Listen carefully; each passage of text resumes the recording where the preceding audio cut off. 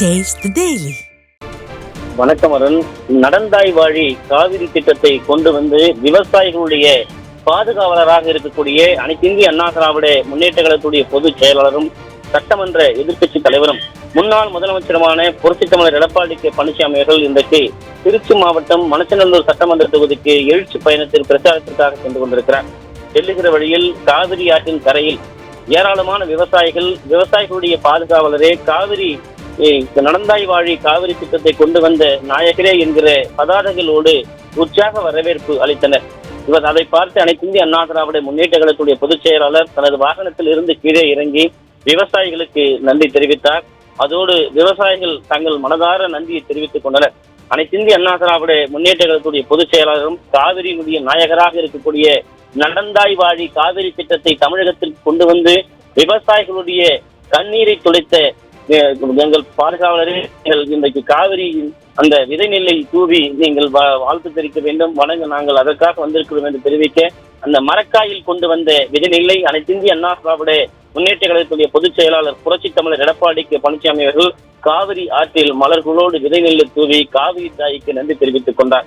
அனைத்திந்திய அண்ணா திராவிட முன்னேற்ற கழகத்துடைய பொதுச் செயலாளருக்கு தொடர்ச்சியாக தங்களது நன்றிகளை தெரிவித்துக் கொண்ட விவசாயிகள் தங்கள் நிலத்திலே விளைந்த வாழைப்பழ தாரை அனைத்திந்திய அண்ணா திராவிட முன்னேற்ற கழகத்துடைய பொதுச் செயலாளருக்கு பரிசாக நன்றி கடனாக அவர்கள் அளித்தார்கள். அதனை மகிழ்ச்சியோடு அனைத்திந்திய அண்ணா திராவிட முன்னேற்ற கழகத்துடைய பொதுச் செயலாளர் புரட்சி தமிழர் எடப்பாடி கே பழனிசாமி அவர்கள் ஏற்றுக்கொண்டார்கள். அதே நேரத்திலே காவிரி டெல்டா அந்த விவசாயிகள் சார்பாக அதிமுக பொதுச் செயலாளரும் ஒரு கோரிக்கை ஒன்றும் வைத்தார்கள். இந்த காவிரி நடந்தாய் வாழி காவிரி திட்டத்தை நீங்கள் கொண்டு வந்து விவசாயிகளுடைய பாதுகாவலனாக விவசாயிகளுடைய துயரை துளைத்திருக்கிறீர்கள்.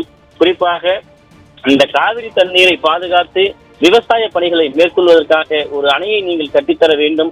விவசாய மக்களுடைய முழு ஆதரவு அதிமுகவிற்குத்தான் என்ற கோரிக்கை அவர்கள் வைத்தார்கள். கண்டிப்பாக 2026 அனைத்திந்திய அண்ணா திராவிட முன்னேற்ற கழகத்துடைய ஆட்சி தமிழகத்தில் மலரும்.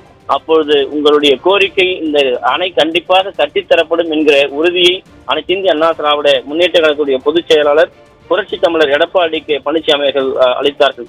குறிப்பாக இந்த நிகழ்ச்சியின் போது கழக அமைப்பு செயலாளர் முன்னாள் அமைச்சர் திருச்சி மாவட்ட பொறுப்பாளர் தங்கமணி, அதே போன்று கழக அமைப்பு செயலாளர் முன்னாள் அரசு தலைமை கொறடா மனோகரன், கழக அமைப்பு செயலாளர் முன்னாள் அமைச்சர் காமராஜ், திருச்சி மாநகர் மாவட்ட கழக செயலாளர் முன்னாள் துணை மேயர் சீனிவாசன் உள்ளிட்ட அனைத்திந்திய அண்ணா திராவிட முன்னேற்ற கழகத்தினுடைய ஏராளமான நிர்வாகிகள் உடனிருந்தார். குறிப்பாக இந்த நடந்தாய் வாழி காவிரி திட்டம் அதிமுக தான் இதற்கு முன்னெடுப்பு செய்தது. நடந்தாய் வாழி காவிரி திட்டம் 5 கிளையாறுகள், அதாவது திருமணி முத்தாறு, தர்பங்கா, அமராவதி, பவானி மற்றும் நொய்யல் மாசு விடுவதிலிருந்து பாதுகாக்க வேண்டும், புத்துயிர் பெற வேண்டும் என்பதற்காக நீர் ஆதாரங்களை மேம்படுத்த இந்த திட்டத்தின் நோக்கமாக அனைத்திந்திய அண்ணா திராவிட முன்னேற்ற கழக ஆட்சியிலே இந்த மாசுபாட்டிலிருந்து இந்த நதிகளை காக்க வேண்டும் என்கிற ஒரு நிலையிலே 2 கட்டங்களாக இந்த திட்டம் வகுக்கப்பட்டது. முதல் கட்டமாக மேட்டூரிலிருந்து திருச்சி மற்றும் அதனுடைய 5 கிளையாறுகள் வரையும், 2ஆம் கட்டமாக திருச்சி முதல் அதனுடைய கடல் முகத்துவாரம் வரை